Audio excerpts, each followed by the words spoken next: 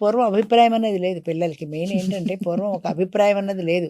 2 జడలేస్తే నాకు 2 జడలొద్దు, ఒక జడే కావాలి, లేదా ఒక జడేస్తే నాకొద్దు 2 జడలే కావాలి అని అడగడం ఆడపిల్లలకు కూడా వీపు తెలీదు. విమానం మూత మోగేదా? తెలీదు, అలా అడిగి అసలు తెలీదు. అడగాలనే తెలీదు అసలు. అడగాలని తెలియనప్పుడు ఇంక విమానమోత మోగే అవకాశమే లేదు కదా! వాళ్ళు ఏదేస్తే అదే ఏసుకోవడం, వెళ్ళిపోవడం అంతే. హ్మ్. అంతే తప్ప ఒక స్వతంత్ర భావము అన్నది లేదు ఆ రోజుల్లో.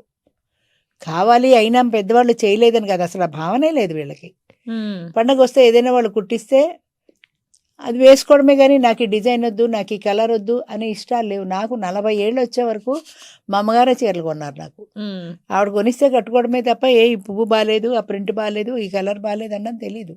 హ్మ్. 40 ఏళ్ళకి కూడా ఇంకా కొనేదే. హైదరాబాద్ షిఫ్ట్ అయిన తర్వాత, హైదరాబాద్ కాదు, రాజమండ్రి షిఫ్ట్ అయిన తర్వాత ఆవిడకి ఆ ఊరు కొత్తదైపోయి బజార్లు అవి తెలియక, అమ్మ నువ్వు వెళ్ళి తెచ్చుకో, నేను డబ్బులు ఇస్తాను, నాకు తెలీదు, అంతంత దూరాలు వెళ్ళలేను అంటే అప్పుడు నేను వెళ్ళి కొనుక్కోవడం మొదలెట్టాను. నాకు 40 సంవత్సరాలు వచ్చిన తర్వాత నాకు కానీ చీరలు కొనుక్కోవడం మొదలెట్టాను. మా అమ్మాయి 40 ఏళ్ళు రాకుండానే, అమ్మ పీచు మిఠాయి రంగు కొన్నావేంటి, బ్లాక్ బోర్డ్ లాగా కొన్నావేంటి అంది. ఎందుకంటే జనరేషన్ మారేటప్పటికీ అభిప్రాయాలు మారుతున్నాయి, ఇష్టాలు మారుతున్నాయి. ఇష్టాన్ని స్వతంత్రంగా స్వేచ్ఛగా చెప్పే అవకాశాలు వచ్చాయి. పూర్వం చెప్పేవాళ్ళు కాదు. ఒకవేళ కర్మంజాలక నేను ఎప్పుడైనా మా అమ్మగారి చీరలు కొనేటప్పుడు చెప్పాను అనుకో, అమ్మ ఈ కలర్ మరీ లైట్గా ఉంది, ఆహా ఈ కలర్ అంత బాగాలేదే, లేదా నాకు ఈ లైట్ కలర్ బాగుంది అన్నాను అనుకో, ఆవిడ వెంటనే లైట్ కలర్ మాపాగదమ్మా అనేది నాకు బాగా గుర్తు.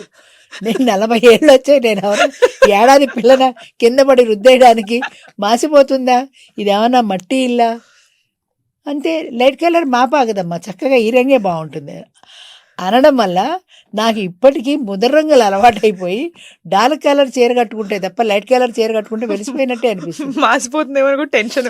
వెలిసిపోయినట్టే అనిపిస్తుంది ఇప్పటికీ. లైట్ కలర్ చీరలు నప్పవు. ఎందుకంటే మొదటి నుంచి అది అలా అలవాటు అయిపోయింది అంతే. అంచేత వాళ్ళు చెప్పడం వీళ్ళు వినడమే తప్ప ధైర్యంగా ఒకవేళ నాకు ఇది కావాలి అని చెప్పినా వాళ్ళు అలా ఏదో ఒకటి చెప్పేస్తే నోరు మూసేసుకోవడమే. స్వతంత్రము అన్నది లేదు. లేదని ఎప్పుడు బాధ కూడా పడలేదు.